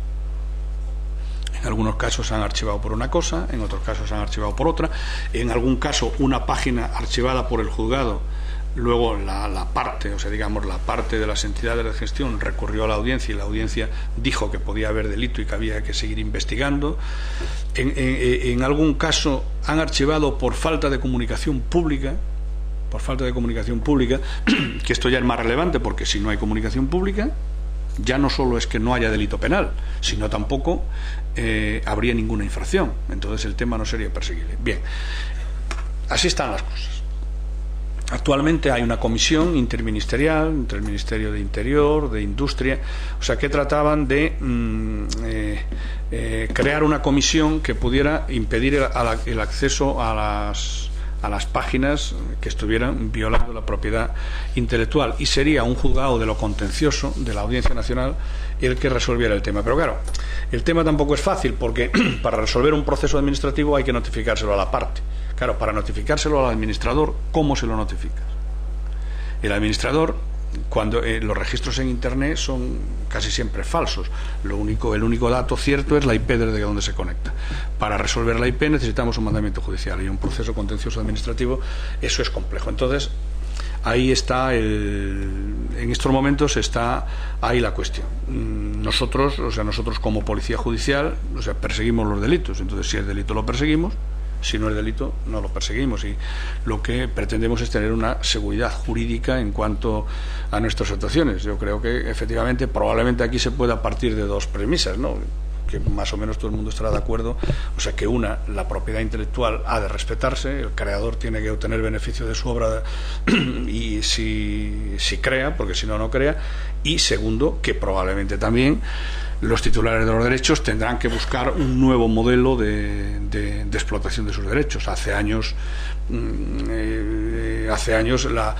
las películas se amortizaban fundamentalmente en las salas, luego vino el vídeo, luego había ya salas y vídeo, luego la televisión, salas, vídeo y televisión, y ahora últimamente ya el merchandising y las palomitas, es decir, ya da más las palomitas que las películas, ¿no? Es decir, cuesta más las palomitas y la Coca-Cola en el cine que la propia visión de la película. Pero digamos que esto está ahí. O sea, Internet modifica muchas cosas, y por supuesto que también ha modificado el tema de la explotación de la propiedad intelectual. Entonces, desde el punto de vista penal, que es lo que nos afecta, y la persecución que podemos hacer del delito es como está actualmente, ¿no? Luego, un breve apunte también sobre el ciberterrorismo, en el sentido de que bueno, nosotros nuestra competencia no es el tema terroristas. En la policía los temas terroristas lo lleva la Comisaría General de Información. Bueno, pero en todo caso podemos entender por ciberterrorismo pues el empleo generalizado de las tecnologías de la información por parte de grupos para conseguir sus objetivos. Son conocidos y documentados los ataques de negación de servicios a Estonia, probablemente el más famoso. Pues también algo en Georgia ha pasado, ahora ataques en China a Google. Es decir, todavía los ataques a Internet como objetivo no ha habido grandes cosas, excepto lo de Estonia, pero está ahí, y es una amenaza que desde luego no se puede desestimar, ¿no? De hecho, hay una directiva europea sobre protección de infraestructuras críticas, donde todos los países deben reseñar las infraestructuras críticas, y hay un órgano de protección de infraestructuras críticas que a su vez lo componen diversos organismos relacionados con el tema en el caso de España. Pero lo que sí, si bien Internet como objeto de ataque, las infraestructuras críticas como objeto de ataque, no ha habido grandes casos, como digo, pero sí como medio. Está claro que como medio Internet, pues las organizaciones terroristas lo utilizarán como lo utilizan todos los delincuentes, para comunicarse, para reclutar, para mover información, etcétera. Esto es una cosa creo que evidente, y es el esbozo que yo quería hacer sobre el tema. Luego paso por encima de una serie de contenidos nocivos. Hablo sobre todo para los menores, naturalmente, que pues estas tribus que pues propician el sufrimiento, que sufrir es agradable, se autolesionan, etcétera, etcétera. Entonces esto, para un joven, sobre todo adolescente, ¿no?, que todavía no tiene una personalidad formada, puede ser un elemento distorsionador, como lo es también la anorexia. Hay muchas páginas de anorexia donde pues se dan consejos, cómo ocultarlo a los padres, cómo hacer, crean verdaderos sentimientos de culpabilidad en las chicas que están en ese proceso, las hacen sentir mal, etcétera, etcétera. Pero claro, eso es delito. O sea, que yo diga cómo vomito es delito, pues probablemente no, pero es un contenido inapropiado, y probablemente en base a la ley de servicios de la sociedad de la información se puede llegar a retirar, siempre y cuando esté en un servidor aquí. Si está en otro sitio, ya el tema es más complejo. La famosa página de Ogris, que puso ahí las fotos de los atentados del 11M, que abrió un procedimiento el juez de la Audiencia Nacional, se identificó a la persona que las había subido, que había sido alguna persona de las que había ido allí de atención, y pone pues eso, cosas verdaderamente, es decir, es verdad que todo lo que vemos aquí lo podemos ver en la calle, probablemente alguna vez en nuestra vida, pero bueno, podemos ver un día una salvajada en la calle, pero lo que no podemos ver como internet, como todos los días, como una vez cada día, 7 veces cada día, puede ver un menor el vídeo ese que sale en YouTube de un chico de 12 años con el turbante Sela Yihad cortándole el cuello a una persona. Entonces eso lo que hace es banalizar la violencia, ¿no? Ya como se ve todos los días matar a alguien, pues bueno, pues esto es una cosa normal, ¿no? Entonces yo creo que en los adolescentes esto puede hacer daño, ¿no? El otro día salía en la prensa unos chavales que detuvieron no sé dónde porque habían jugado a fútbol con 100 pollos y los habían matado a los 100 pollos. Esto no es normal, esto es una cosa rara, ¿no?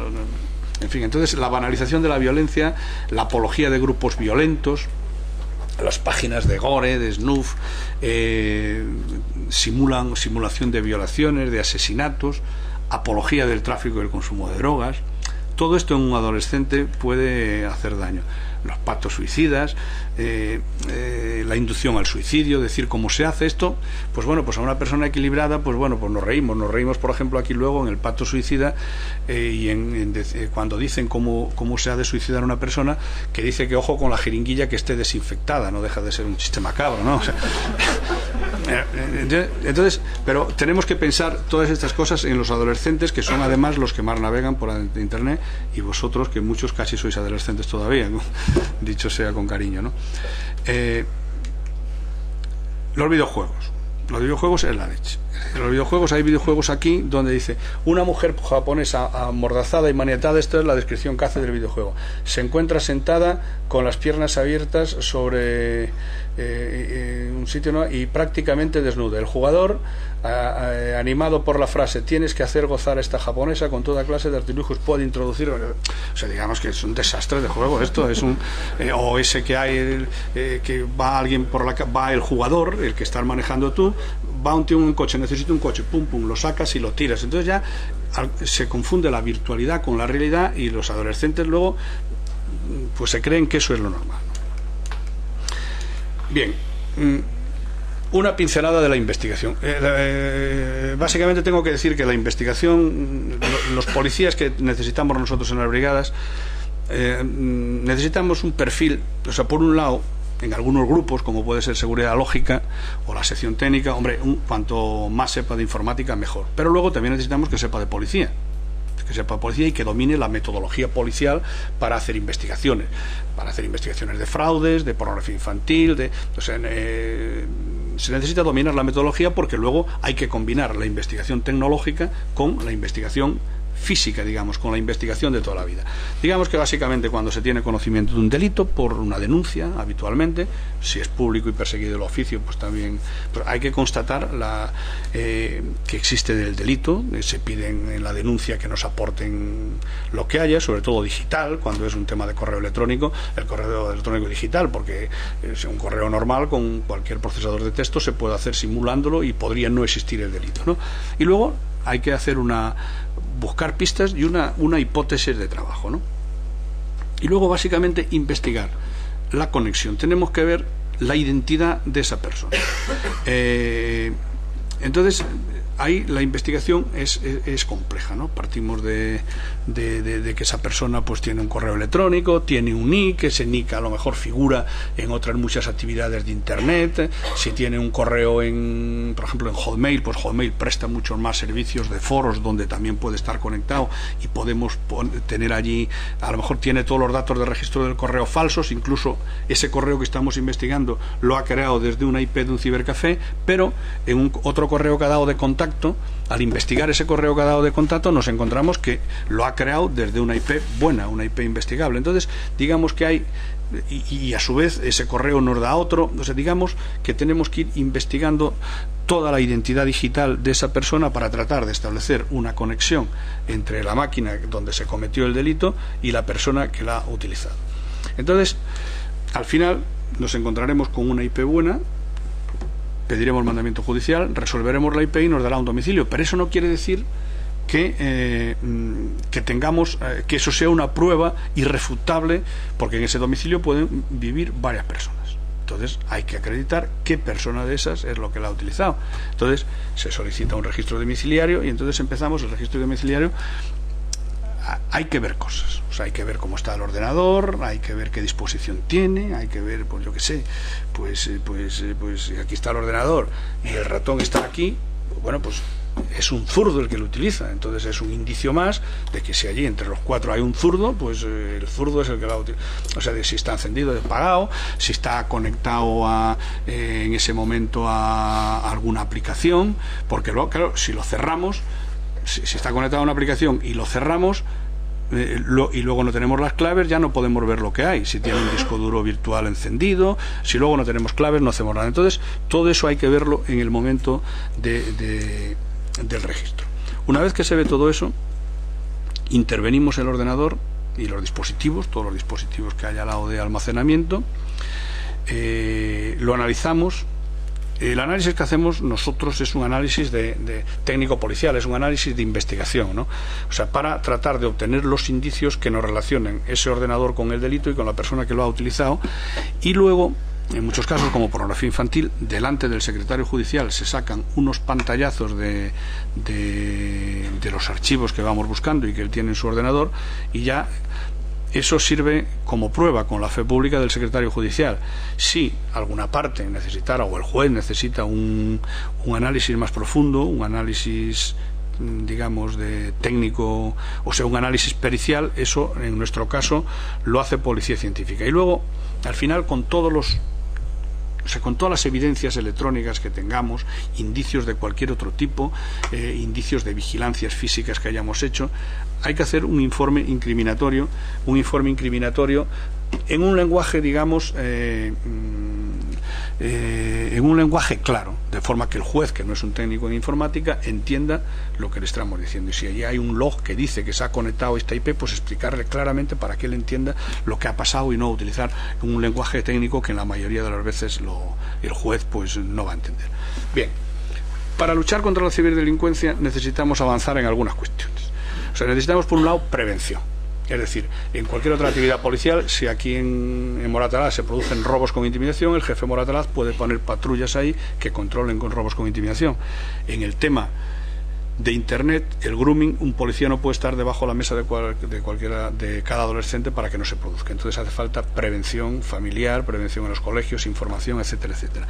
Educación en el uso racional de Internet. Reformas legales, es decir, como decía antes, la ley de enjuiciamiento criminal es de hace más de 100 años. Entonces, alguien que consigue unas tarjetas hoy aquí, las manda a Australia, el de Australia compra en Estados Unidos y el de Estados Unidos envía los productos a Canadá, difícilmente casa eso con ir a la Plaza de Castilla con un oficio en papel, dárselo al juez, que el decano lo reparta, que llegue al que le toca 15 días después, que me dé un mandamiento, que vaya a la operadora, que tarde un tiempo en dármelo, etcétera.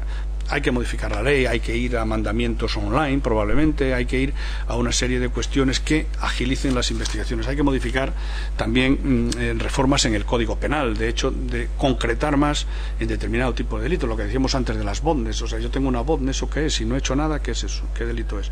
Entonces, penalizar o anticipar, digamos, la protección jurídica a ese tipo de cosas, a repartir malware, o sea, digamos, acomodar la legislación a la situación actual que nos encontramos. Luego, colaboración internacional, fundamental para cualquier tipo de delincuencia organizada y imprescindible en el tema de la delincuencia por Internet, que se escapa de fronteras, pues habitualmente, y formación de unidades especializadas. En el ámbito legal tenemos una primera iniciativa de aunar todo esto, es el Convenio de Budapest del Consejo de Europa, donde establece, digamos, unos tipos de delitos penales que deben ser iguales en todos los países. Y también armonizar, digamos, las leyes procesales, las facultades de la investigación que sean parecidas en todos los países. En Europa se han dado pasos ya, con la orden de detención europea, con la iniciativa sueca que pretende que cualquier petición que yo le haga a un juez alemán, por ejemplo, cuando esté en vigor, el juez alemán me la dé a mí en las mismas condiciones que se la da a su policía. Es decir, todo este tipo de colaboraciones van a hacerse imprescindibles en el futuro, ¿no? Quizás también un juzgado especial, ¿no? Porque si no hay muchos problemas muchas veces puede un juzgado de un pueblo de Toledo a atender delitos relativos a blanqueo de capitales, a delitos cibernéticos de cierta relevancia, pues probablemente no esté preparado para ello. Para algunos delitos, pues falsificación de moneda, terrorismo, tráfico de drogas, ya está la Audiencia Nacional, pero para otros no tenemos nada concreto. Luego, la naturaleza de la prueba electrónica. Sobre esto hay mucha discusión. No hay discusión ninguna sobre la obtención de las evidencias físicas en los registros.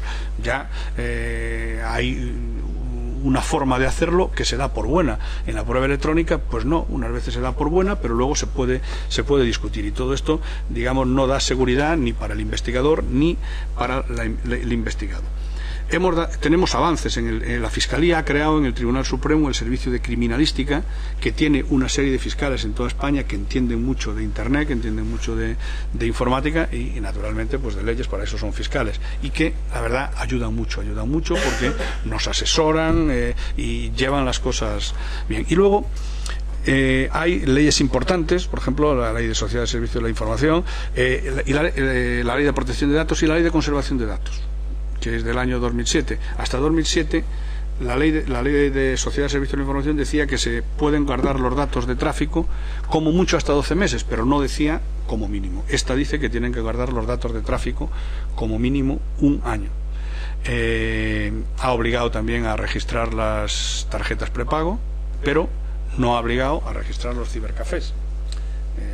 Ha dejado ahí un espacio para la impunidad. Entonces es una ley demasiado garantista, sobre todo con las IPs. Hace siempre falta mandamiento electrónico en base al mandamiento judicial en base al secreto de las comunicaciones, cuando si alguien me manda un mail, la comunicación ya se ha producido. Entonces la IP debería ser un dato de carácter personal y por lo tanto cedida sin mandamiento judicial. Esto lo que hace es ralentizar las investigaciones. En resumen, necesitamos avances legislativos, colaboración internacional, integrar sector público y privado, colaboración con las empresas de seguridad informática, porque la policía no lo puede abarcar todo. Digamos que para perseguir el cibercrimen somos necesarios todos, ¿no? Bien, pues muchas gracias. Tenemos un tiempo de preguntas cortito, 5 minutos o un poco más, nada más. ¿Preguntas? ¿Hay una pregunta? Sí, por allí hay una, luego, sí.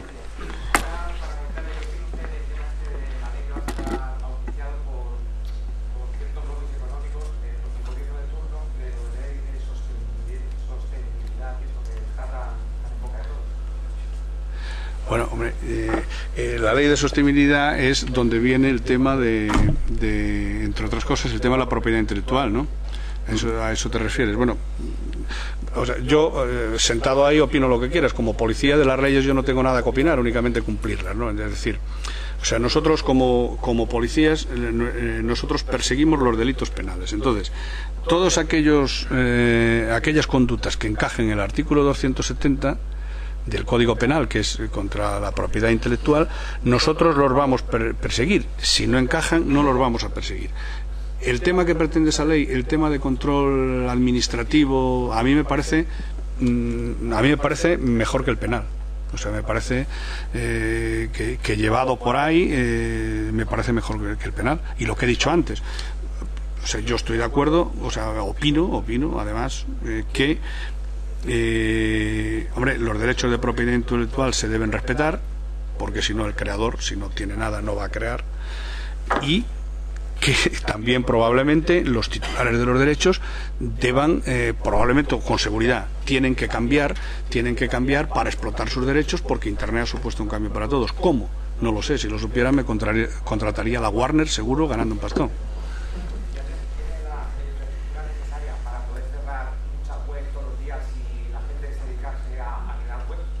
No, pero eso no lo cerraría la policía, eso lo cerraría el acceso, esos impedirían el acceso lo impedirían los ISPs, la policía ahí no pinta nada. O sea, quiero decir que en cuanto esa ley salga adelante y se cree la comisión esa y una sala de lo contencioso de la Audiencia Nacional sea la que resuelva impedir el acceso, eso quien lo tiene que bloquear son los ISPs, la policía ahí no pinta nada. ¿Preguntas por allí y otras? ¿Sí?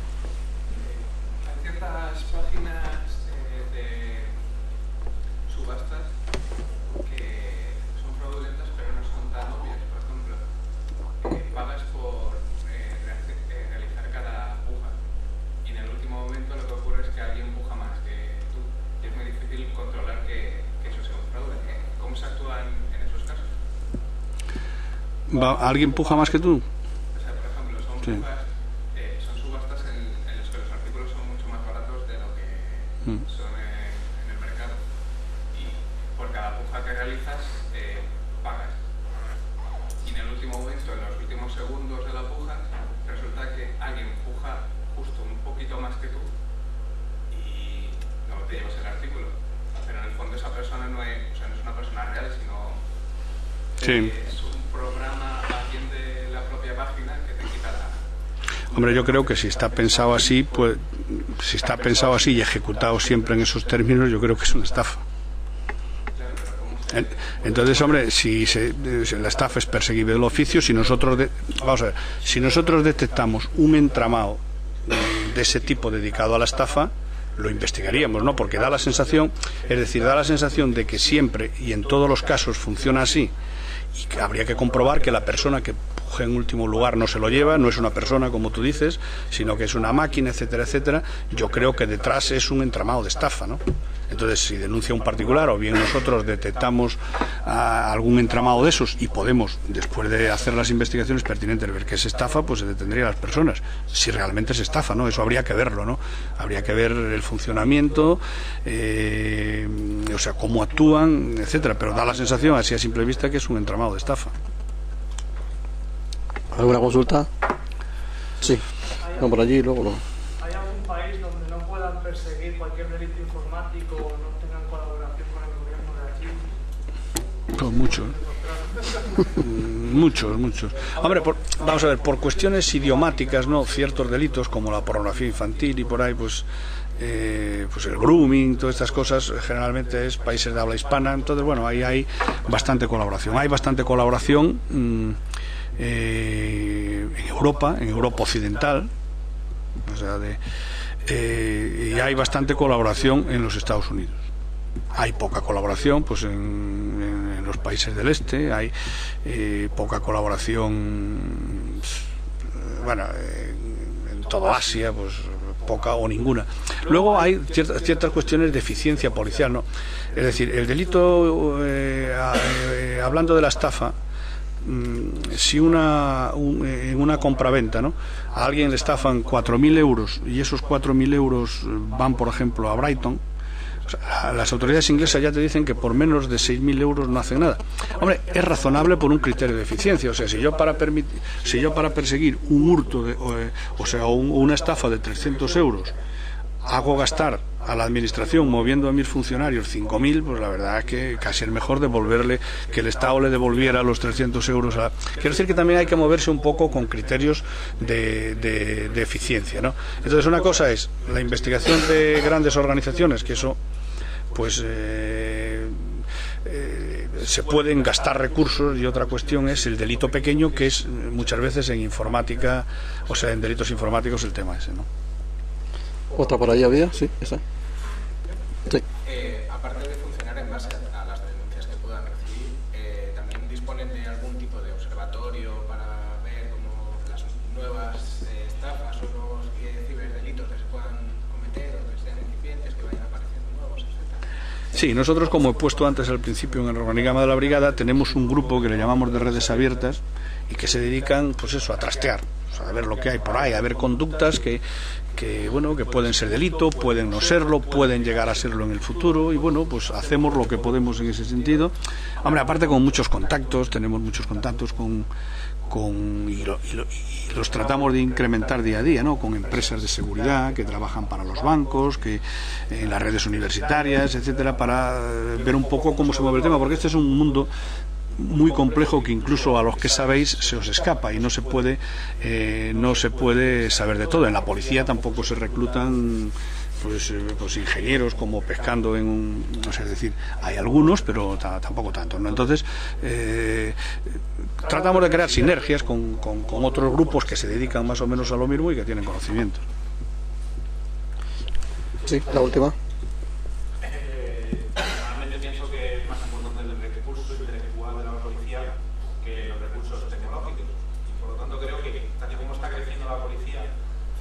Funcionarios, como ha dicho que tiene el BID, no son escasos, tal y como está creciendo este tipo de delincuencia.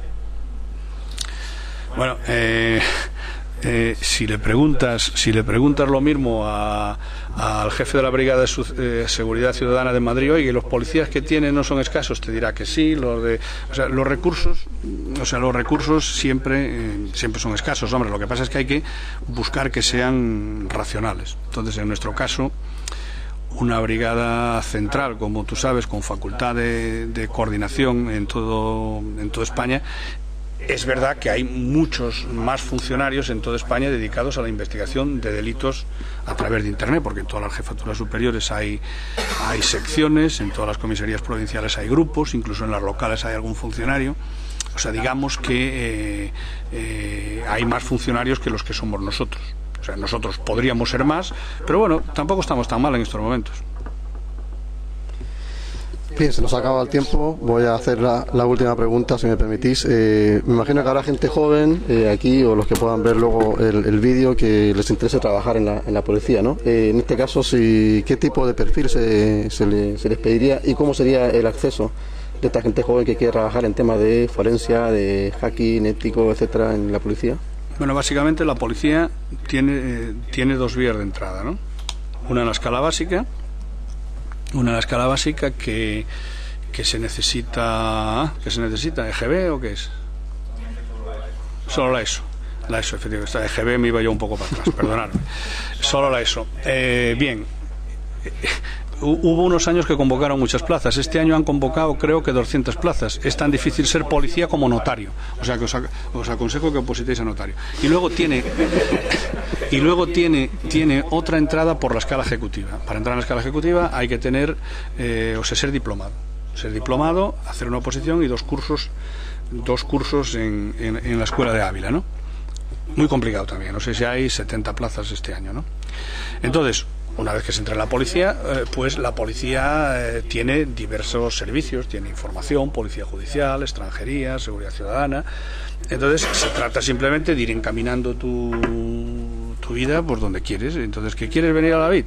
Pues nada, pues te vas a la VID y dices que quiero venir aquí. Un currículum, te entrevistamos, vemos si puedes dar el perfil y te traemos. ¿Qué quieres ir a información? Pues digamos que una vez dentro de la policía ya se puede optar a las diversas especialidades que tiene. ¿Y en el perfil que pedís vosotros, más o menos, qué se contempla? Sí, en el perfil nuestro es una mezcla, unos conocimientos informáticos. Un usuario avanzado nos vale para muchos grupos y, si tiene experiencia en policía judicial y domina la metodología de investigación, mejor si no lo enseñamos, pero digamos que me he quedado corto un poco en el procedimiento de investigación porque me había extendido antes demasiado. Entonces, digamos que hay que aunar investigación tecnológica, pero muchas veces hay que bajar el pie al suelo y investigación física, consulta de fuentes, análisis de inteligencia, es decir, como cualquier otra actividad delictiva, ¿no? Y luego para determinados grupos, claro, como puede ser seguridad lógica, cuanto mayor sea el nivel de conocimientos técnicos, mejor, evidentemente. Bien, pues se nos ha acabado el tiempo. Muchísimas gracias, Manuel.